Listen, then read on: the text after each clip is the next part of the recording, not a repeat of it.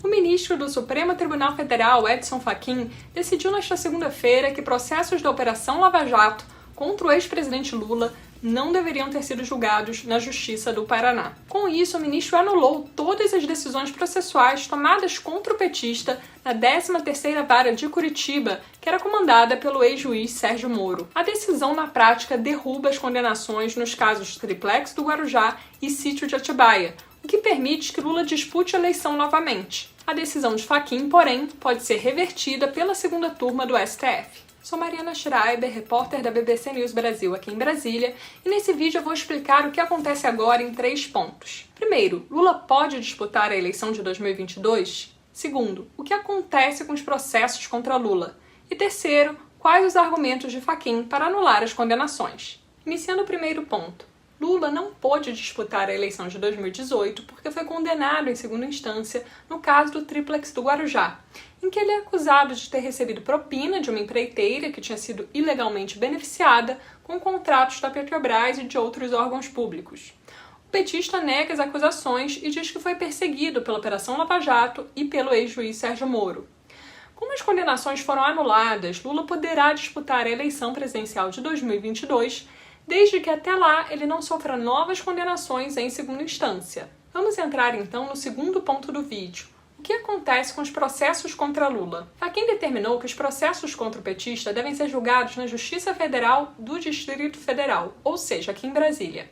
Isso significa que os processos anulados em Curitiba terão que ser refeitos desde o início. Ou seja, o Ministério Público Federal de Brasília terá que refazer a investigação e apresentar nova denúncia criminal contra o petista. O juiz sorteado para o caso terá então que analisar se abre ou não um novo processo criminal.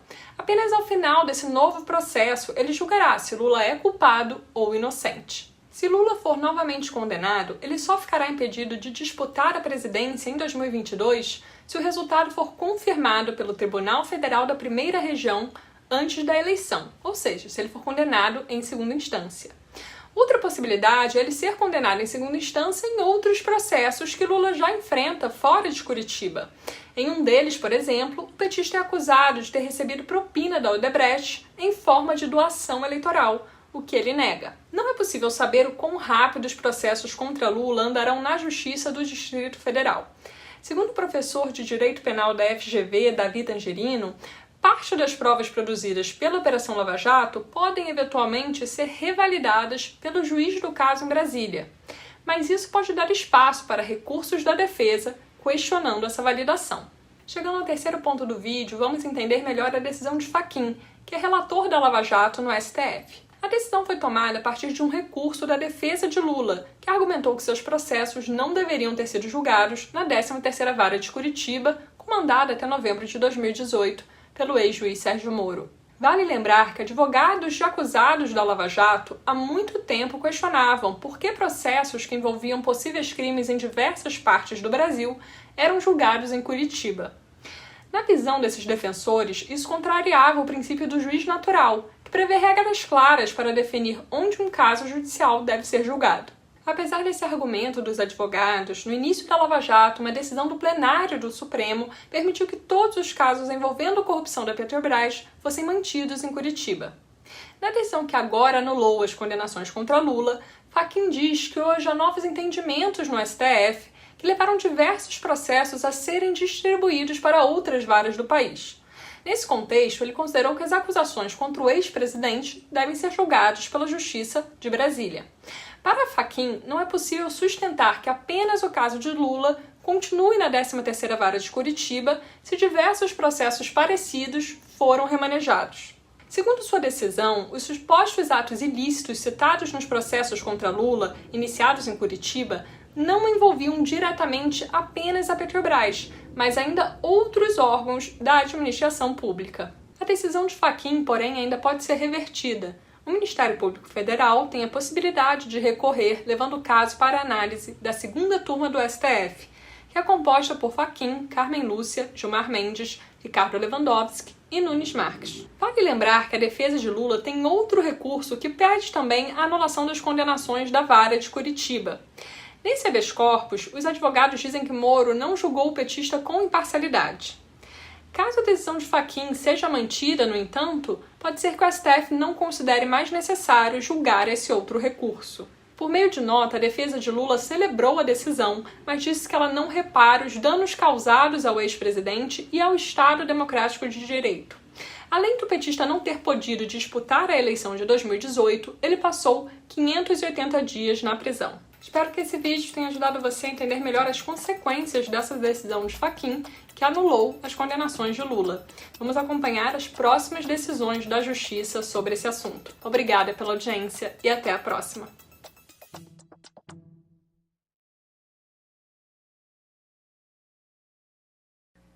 Presidente, eu vou pedir todas as vênias à divergência para entender que a competência seja do Distrito Federal, porque também eu entendo que as tratativas foram feitas em Brasília, já que o paciente era o chefe do Poder Executivo com sede em Brasília. Não acho que propriamente seja o local onde haja o desdobramento do suposto crime que tenha sido praticado. Porque, do contrário, se foi uma propina relacionada com uma obra em Angola, a competência teria que ser de Angola. Ou se foi uma propina relacionada a um porto em Cuba, a competência seria de Cuba. Portanto, não é para o destino eventual do ato de ofício que tenha sido praticado, se tiver sido praticado, mas sim onde houve esta tratativa. E, portanto, sou convencido de que tenha sido em Brasília. E também eu penso, como nós já decidimos anteriormente em plenário, que ao declinar da competência, nós devemos indicar qual o foro competente, até para que não haja essa discussão lá embaixo, para que vá para o local adequado, seja Distrito Federal, como a mim me parece ser o caso, seja São Paulo, e lá seja o destino definitivo. E com esse esclarecimento prestado pelo ministro Fachin, penso que está preclusa a discussão sobre foro. Inclusive, a defesa participou em contrarrazões e, portanto, o que se decidir aqui é definitivo, não é uma questão em aberta. Se mandarmos para o Distrito Federal, é o Distrito Federal, se mandarmos para São Paulo, é São Paulo. Portanto, é assim que me parece e, portanto, estou me alinhando à posição do ministro Luiz Edson Fachin, relator. Queria dizer rapidamente algumas palavras, senhor presidente. Eu não ignorei, quando eu me manifestei, que a defesa não tinha sido ouvida, que realmente ela foi ouvida, mas muito genericamente, porque, tal como agora confirma o ministro Edson Fachin, na verdade, a questão do foro de São Paulo, da competência de São Paulo, foi ferida no agravo regimental pelo Ministério Público, mas no último parágrafo, simplesmente em caráter subsidiário, como um pedido subsidiário. Por exemplo, e a defesa o que fez? Ela simplesmente disse, olha, eu não concordo com nada do que o Ministério Público disse e repudio in totum as alegações do Ministério Público. Portanto, quer dizer, não houve uma discussão vertical sobre o foro. Portanto, eu estou consciente de que a defesa realmente se manifestou en passant, de passagem, sobre essa questão, sem a ampla defesa que a Constituição lhe garante. Mas, claro que o plenário tem sempre razão, concordo que nós precisamos definir o foro. Eu queria pedir vênia ao eminente relator, até porque já me manifestei no HC da suspeição na segunda turma, em que entendi que o foro competente para o julgamento dos 4 processos é, de fato, São Paulo. E justifico. Primeiro, em nenhum ponto, em nenhum local...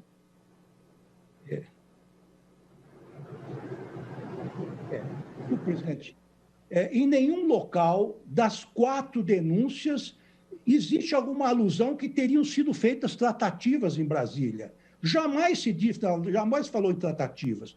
O que existe realmente, como bem observou o ministro Alexandre de Moraes, o que existe é uma acusação de que o ex-presidente teria sido beneficiado com valores pagos em São Paulo relativamente a imóveis e atividades desenvolvidas em São Paulo, localizadas e desenvolvidas em São Paulo.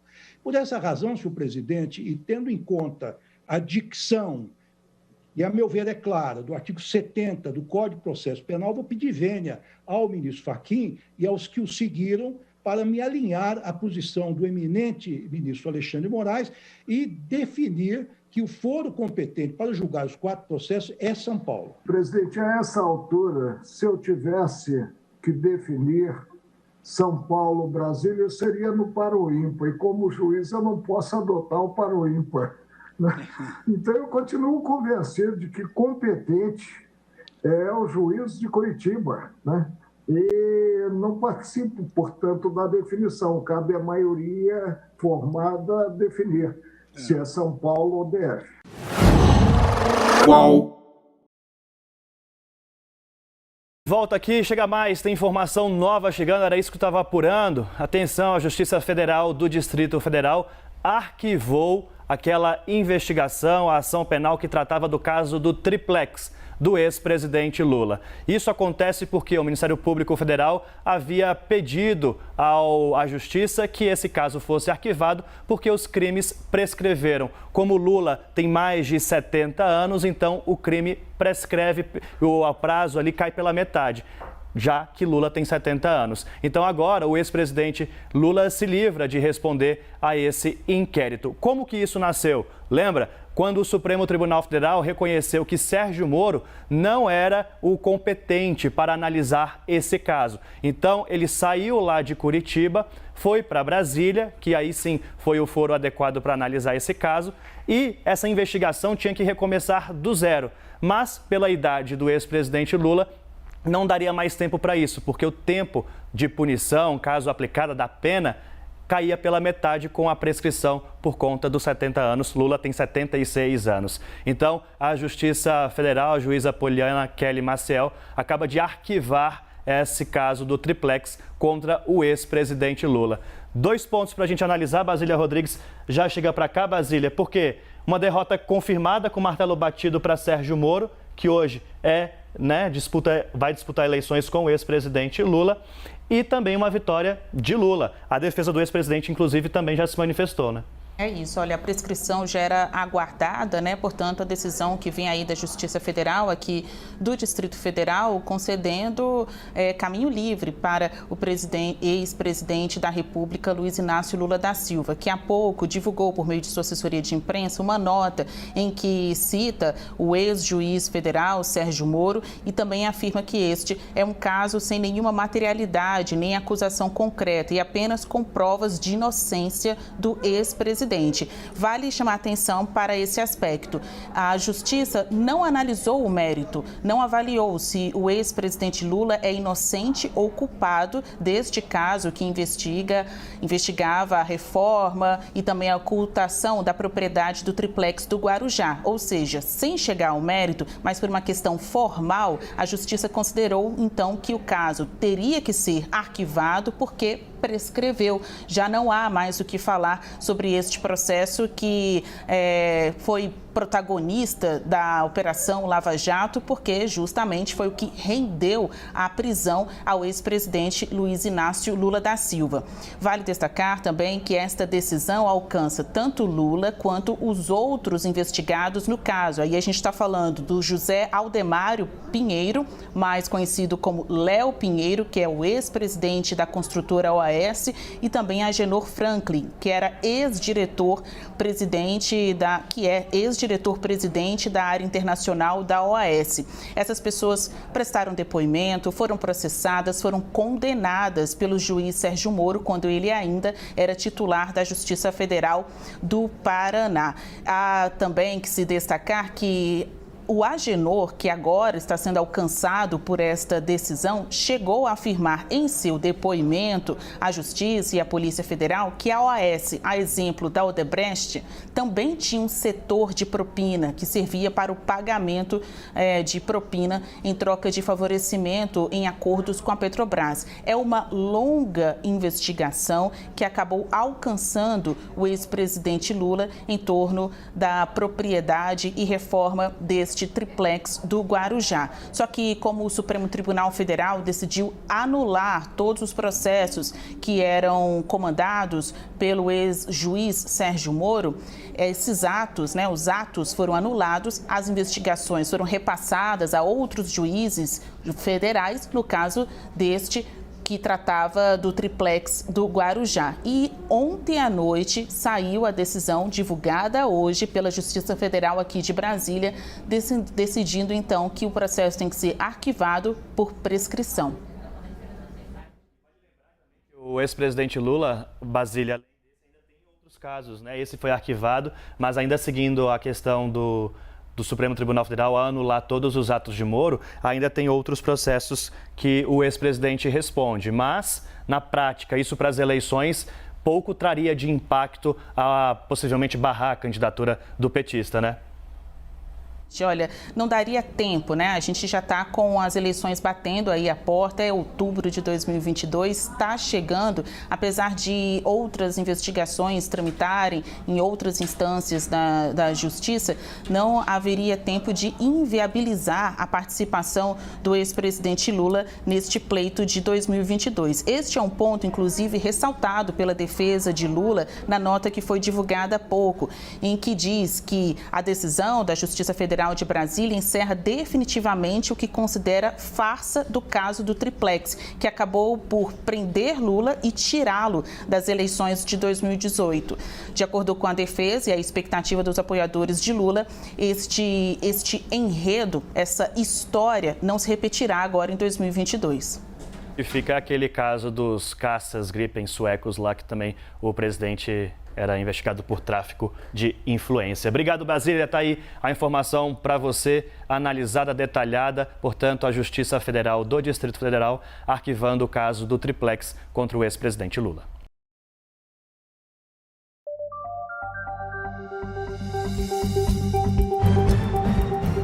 Oi, gente, eu sou a Marcela Rau e esse é o Giro Veja com os principais destaques do dia. O ministro do Supremo Tribunal Federal, Dias Toffoli, decidiu anular as provas do acordo de leniência com a Odebrecht e afirmou que a prisão de Lula foi um erro histórico. Ainda segundo a decisão, os agentes se valeram de verdadeira tortura psicológica para obter provas contra inocentes. Em resposta, o ex-juiz da Operação Lava Jato, Sérgio Moro, se manifestou nas redes sociais. Segundo o senador, a corrupção nos governos do PT foi real. Criminosos confessaram e 6 bilhões de reais foram recuperados para a Petrobras. O ex-ministro do governo Bolsonaro ainda garantiu que tudo ocorreu dentro da lei. O ministro da Justiça, Flávio Dino, disse que vai mandar a PF investigar possíveis abusos cometidos por agentes públicos no acordo firmado com a empreiteira. Enquanto isso, o presidente corre contra o tempo para conseguir abrir espaço na esplanada dos ministérios e garantir apoio do Centrão. A dança das cadeiras tem criado climão no PSB de Geraldo Alckmin, enquanto PP e republicanos já estão com assentos garantidos no governo. Com a agenda apertada, Lula participa da cerimônia do Dia da Independência em Brasília e depois já embarca para a Índia, onde vai comandar o G20. E no sul do país, a população sobrevive à maior tragédia natural do estado com a passagem de um ciclone que deixou 31 mortos até o momento. Mais de 50 mil pessoas foram afetadas, casas e ruas ficaram debaixo d'água. Por hoje é só, outras notícias você encontra no site da Veja e aproveita também para se inscrever no nosso canal no YouTube para ser avisado assim que tiver vídeo novo no ar. Bom feriado, até mais!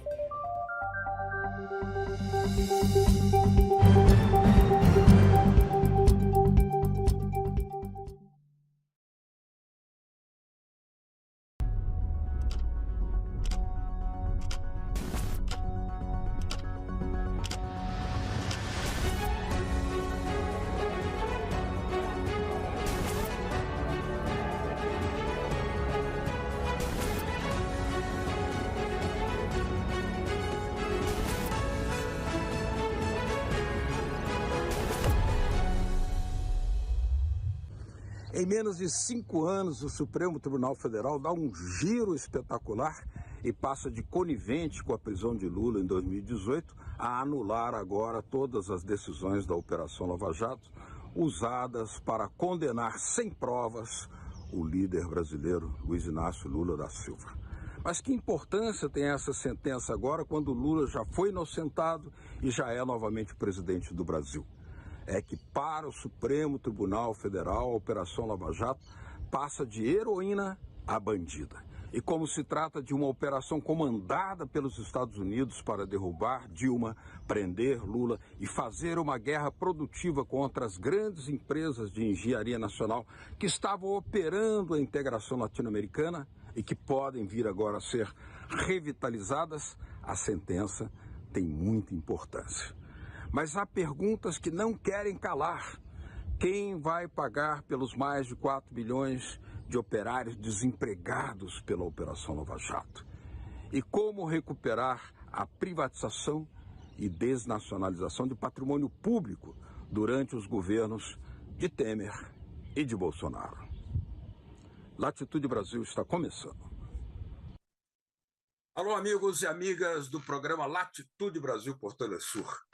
Uma grande satisfação, uma missão, uma responsabilidade estarmos aqui outra vez para buscar entender esse complexo país chamado por muitos Gigante do Sul, Brasil, que hoje tem a novidade de ter tido uma mudança muito importante a partir do Supremo Tribunal Federal, pois o ministro Dias Toffoli, uma decisão bastante ampla, impactante, praticamente anulou todas as condenações que envolviam e culpabilizavam o presidente Lula, as decisões, acusações, os inquéritos da Operação Lava Jato, que nós sabemos é uma operação que teve orientação guiada desde os Estados Unidos para dentro do Brasil, e também com desdobramentos que podem ser muito importantes para aquelas empresas que foram até obrigadas,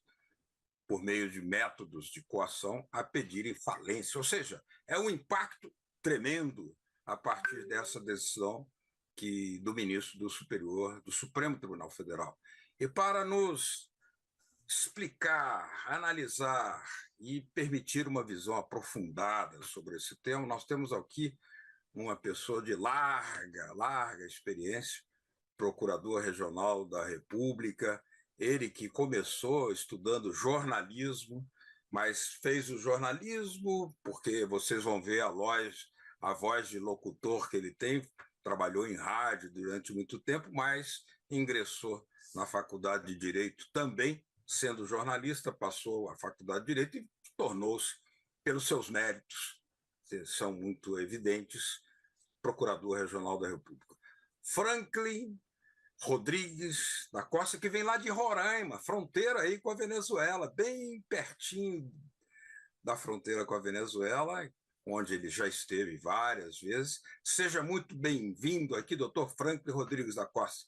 Doutor Franklin, essa decisão do ministro Dias Toffoli, nem vamos lembrar tanto algumas de suas posições lá atrás, né, que foram, digamos, muito ao contrário. Ele disse que foi o maior erro histórico jurídico do Brasil a condenação de Lula e aquilo tudo que a Lava Jato fez. Concorda com isso? Qual é a sua avaliação?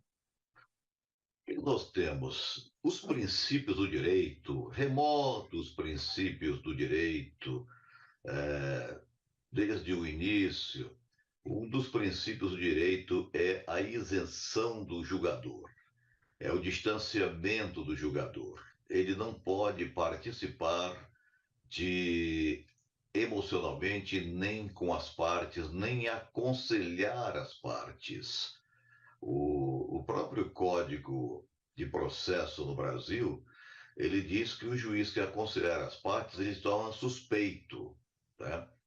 Então, o que aconteceu em todo esse processo do mensalão, que depois veio à tona com vários fatos que se constataram, foi uma interação entre o magistrado que conduzia os processos e membros do Ministério Público, que eram os autores das investigações e os autores das ações. Então, só por isso já pende uma suspeita ao julgamento em razão da ausência de isenção. porque o juiz tem que ficar, ele é passivo recebendo os fatos, ele não pode opinar, faça isso, faça aquilo, direcionar, ou apronte assim que eu vou fazer essa decisão. E o que se apurou depois do evento, desses processos todos, é que houve essa simbiose, essa interação entre o órgão acusador e o magistrado. Isso aí já havia sido decidido antes pelo ministro Fachin, quando ele decretou a suspeição do magistrado, quando ele anulou os processos referentes ao presidente Lula.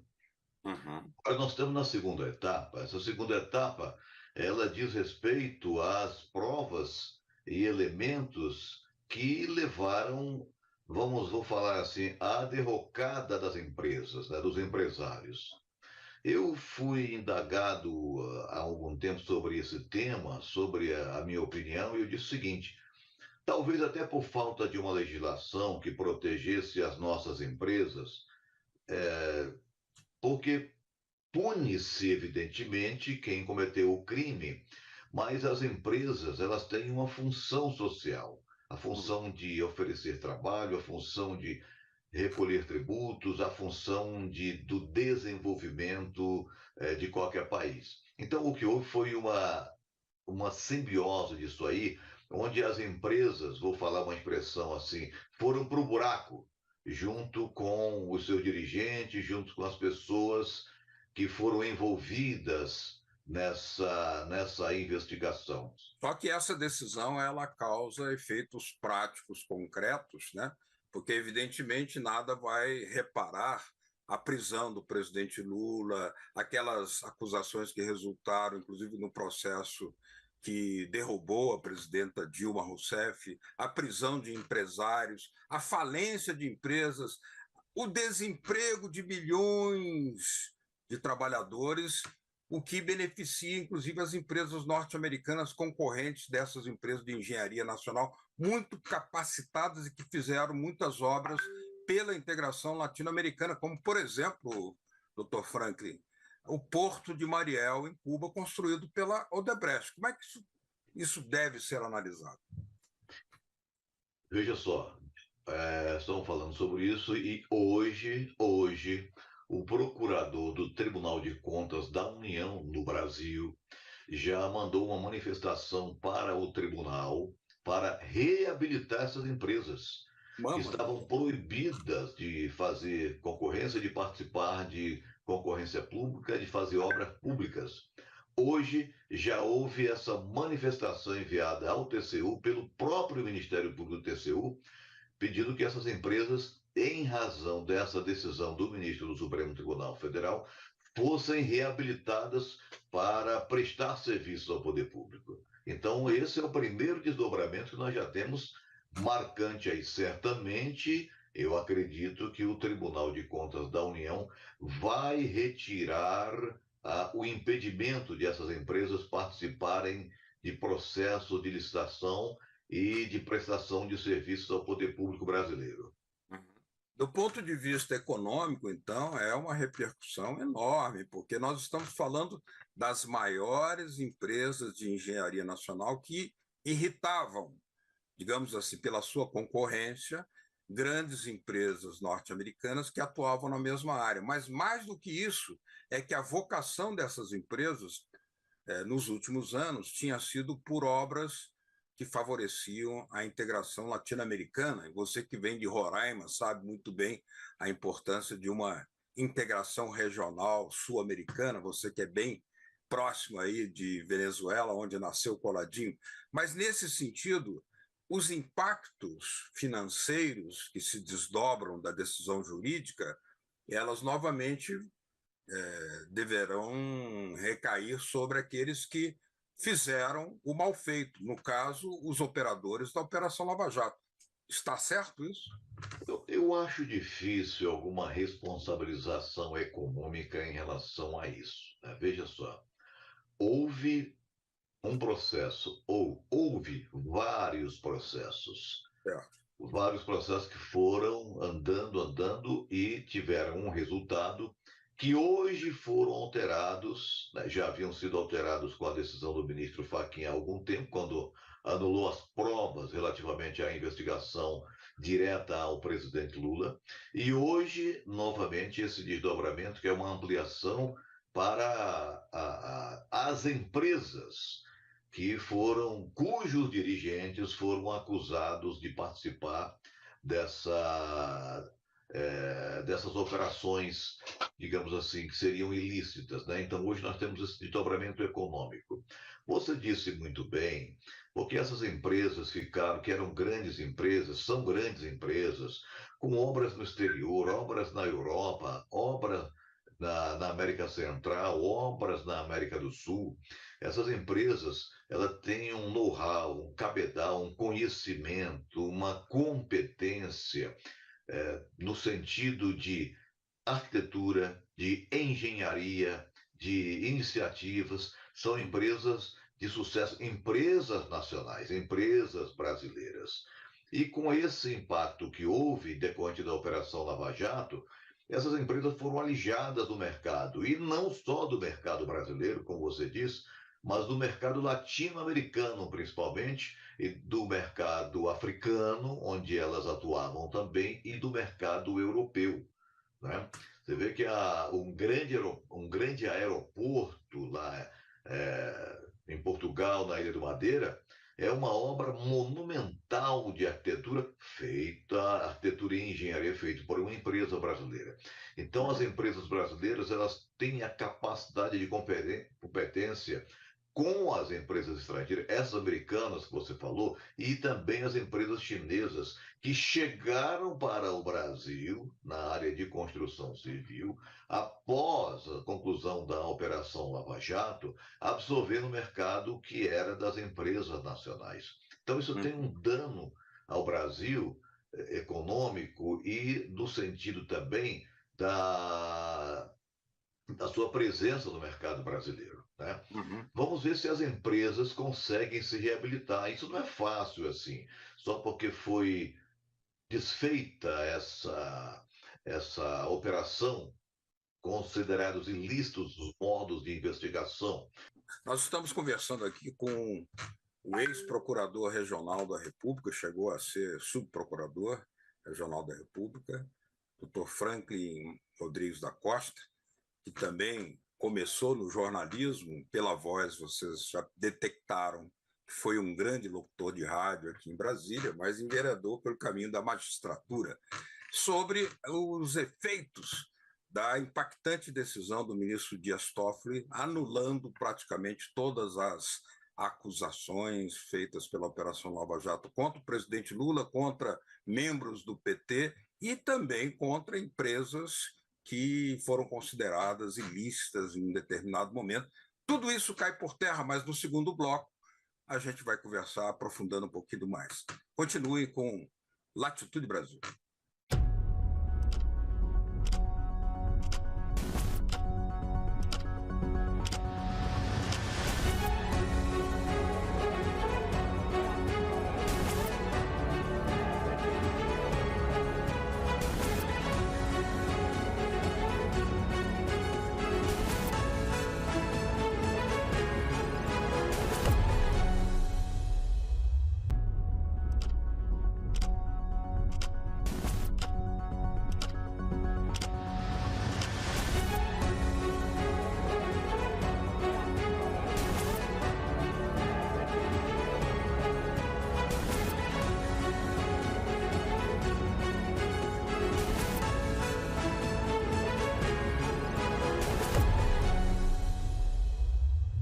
Latitude Brasil, hoje conversando com o subprocurador-geral da República, que foi o doutor Franklin Rodrigues da Costa, analisando o impacto tremendo, com repercussão internacional, sobre as acusações feitas pelo ministro do Supremo Tribunal Federal contra o presidente Lula, contra membros do PT, contra empresas importantíssimas do Brasil. Era o maior processo jurídico que se tinha conhecimento envolvendo o presidente da República, que acabou preso, injustamente preso. E como é que fica agora, doutor Franklin, o ensinar direito no Brasil, as referências, os parâmetros de aprender a ciência jurídica no Brasil, depois de que tudo isso, que era verdade, passou a ser mentira, de uma Operação Lava Jato que era acusadora e agora é ré?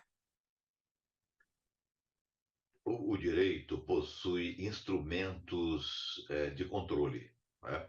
Você tem processo de acusação.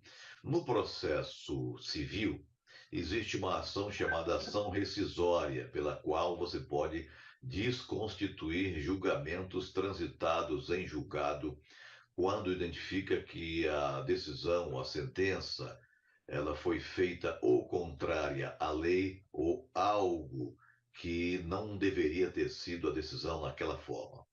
No processo penal, nós temos, além da revisão criminal, que pode desconstituir um processo inteiro, pode desconstituir crimes, nós temos esse instrumento muito utilizado, que é o habeas corpus, para desconstituir decisões, para mostrar ilegalidades, para mostrar abusos.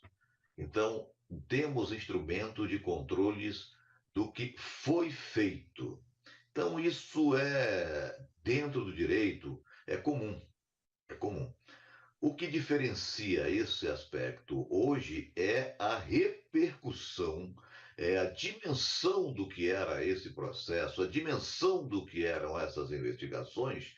Por isso que ele repercute tão fortemente, ele reverbera de forma ampliada em função do tamanho que era a operação, do tamanho que foi conduzida a operação. Então, a reverberação é exatamente em função disso. Mas o direito tem instrumentos e controles, e eu quero dizer, instrumentos que podem desconstituir decisões, se depois dessa decisão proferida, se verificar a existência de fato, de elementos ou de matéria jurídica, que aquilo foi equivocado, tem que se refazer. É o caso que está acontecendo. Então, isso está dentro da ciência jurídica, está dentro dos códigos de processo, tanto do processo penal quanto do processo civil, né? É comum que isso aconteça. São recursos, eu digo não recursos, usando uma palavra menos técnica, são instrumentos excepcionais que se usam, que se aplicam, que têm resultado. Nesse caso, ele ficou muito marcante em razão do tamanho da operação, em razão da dimensão que ele abarca com o seu resultado nessa decisão. Que levou o presidente da República a ser preso, adiando a volta dele para um terceiro mandato, que poderia ter vindo, porque o pronunciamento do povo veio antes do pronunciamento do Supremo Tribunal Federal. Mas eu queria lhe perguntar também em relação ao que pode vir a acontecer com o juiz que, naquele momento, comandava a Operação Lava Jato, o juiz Sérgio Moro, já que a sentença que eu li, muito longa, mas eu li, diz que ele atuou de forma muito parcial, como você falou logo no início da sua exposição. E também com os outros procuradores da Operação Lava Jato que fizeram um diálogo com o juiz, e isso foi tudo documentado, mostrando que as provas, segundo a palavra do ministro Dias Toffoli, eram imprestáveis para a acusação. O que pode acontecer com eles? Perder o mandato político? Alguma punição para os procuradores? Bom, nós temos duas situações aí, né? Aliás, três situações. Nós temos a situação dos procuradores que atuaram e continuam no Ministério Público, na ativa. Temos procuradores que atuaram e alguns se exoneraram, outros se aposentaram. Nós temos o condutor disso aí também, que foi eleito para a Câmara Federal, e o magistrado que foi eleito também para um cargo público no Parlamento. Então, veja só, o Estatuto do Ministério Público, ele traz elementos de punição para quem cometeu falta funcional.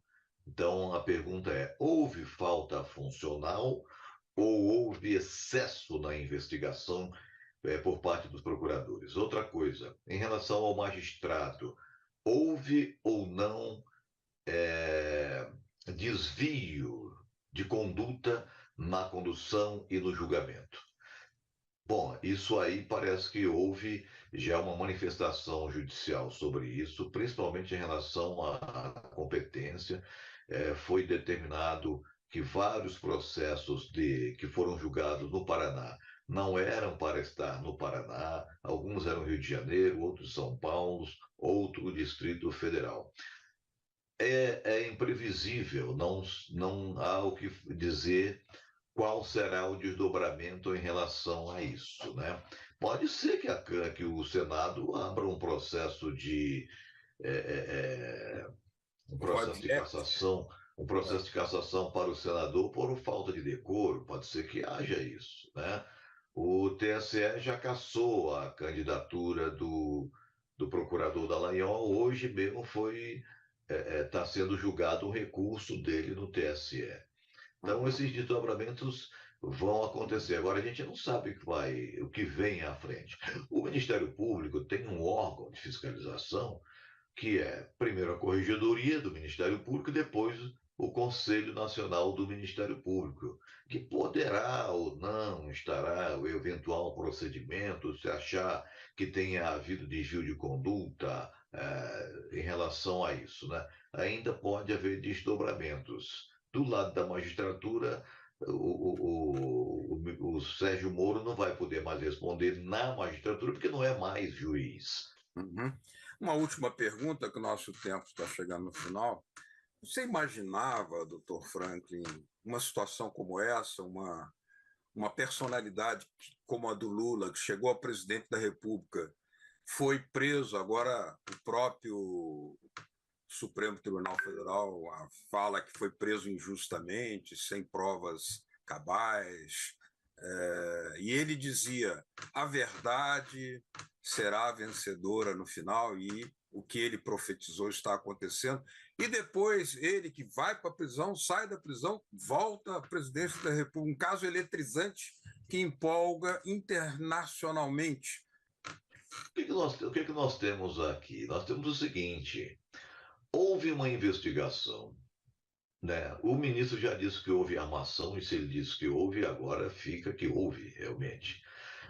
O presidente, ou então ex-presidente Lula, entre um mandato e outro, foi preso por uma medida de prisão preventiva. Ele não estava condenado. Uma prisão preventiva. Não sabemos se efetivamente era necessária essa prisão preventiva para as investigações que estavam sendo feitas naquela ocasião. Então, ele não foi preso por condenação criminal, foi preso por prisão preventiva decretada, né? Essa prisão denota uma certa perseguição política, né? Aí a gente não sabe, né? Agora, os desdobramentos que vieram depois, com a exoneração do procurador que coordenava a Operação Lava Jato, que pediu exoneração para ser candidato ao parlamento, com a exoneração do magistrado que coordenava essa operação na parte do julgamento, que foi exonerado para vir ser ministro da Justiça. E depois candidatou-se ao Senado, saiu vencedor na sua candidatura ao Senado, né? Isso deixa indagações, efetivamente, se a prisão teve legalidade ou se foi com intuito de favorecimento político, até para os próprios. Então, o que se tem hoje dos fatos que vieram depois das escutas que vieram à tona, foram divulgadas, da decisão do ministro Fachin, que anulou as provas, da decisão agora do ministro Toffoli, o que se pode pensar é que, efetivamente, foi uma condução política do processo, não foi uma condução jurídica, uma condução isenta, tanto pelo órgão acusador quanto pelo órgão julgador. Muito bem. Doutor Franklin Rodrigues da Costa, natural de Roraima, fronteira com a Venezuela. Muito obrigado pela sua presença aqui em Latitude Brasil. As portas estarão sempre abertas para a sua participação. Obrigado. E eu estou sempre à disposição para... Ok. Muito obrigado, doutor Franklin. Obrigado a todos vocês que nos acompanharam. Na semana que vem estaremos de volta, buscando entender cada vez mais profundamente esse complexo país chamado Brasil. Aquele abraço. Tudo de bom. Tchau.